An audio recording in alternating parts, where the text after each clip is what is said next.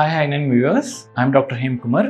ఈరోజు మనము చిన్న పిల్లల్లో సంభవించే డిసీజెస్ ట్రీట్మెంట్ గురించి మాట్లాడబోతున్నాము. ఒకటి నిమోనియా, రెండవది డయేరియా.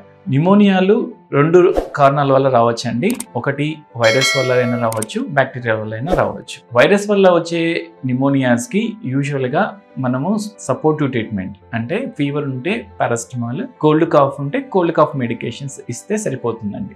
ఈ రెండింటితో పాటు మనము చిన్నపిల్లలు నిమోనియా వల్ల కొంచెం ఆయాసం ఉంటుంది కాబట్టి వాళ్ళలో బాడీలో నుంచి వాటర్ లాస్ అయిపోతూ ఉంటుంది. సో మనము వాళ్ళని హైడ్రేషన్ బాగా మెయింటైన్ చేయాలి, ఎక్కువగా ఫ్లూయిడ్స్ ఎక్కువగా ఇస్తూ ఉండాలి.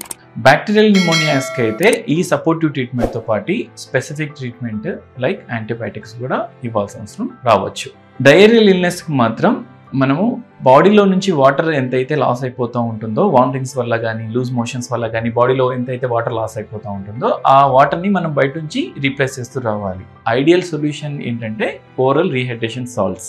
ఇవి ఎంత అయితే బాడీలో నుంచి వాటర్ లాస్ అయిపోతుందో అంత బయట నుంచి మనం రీప్లేస్ చేయగలిగితే చిల్డ్రన్కి డీహైడ్రేషన్ సైన్స్ అంటూ ఏమీ రావండి. ఇది మనకు డయేరియా నుంచి ట్రీట్మెంట్ ఉంటుందండి.